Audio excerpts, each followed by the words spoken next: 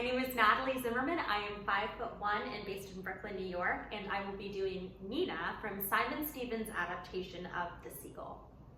You work too hard. You should stop. Look around you. Let yourself understand how important you are. You might not be happy with yourself, but so many people think you're amazing.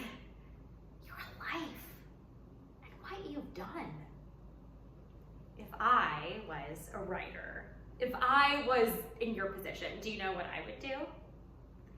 I would give my whole life to the everyday person on the street like you. I would do that, but at the same time, I'd understand that they would be completely dependent on me. They need me to feel alive. They need to reach up to me to see what I see. And I know that they would pull me along on a chariot if they could. I'd give anything to live your life, to know what you've known, to feel what you felt. I wouldn't care if people hated me. I wouldn't mind poverty. I could live in an attic and eat nothing but bread. I could live with disappointment, with the knowledge of my own flaws.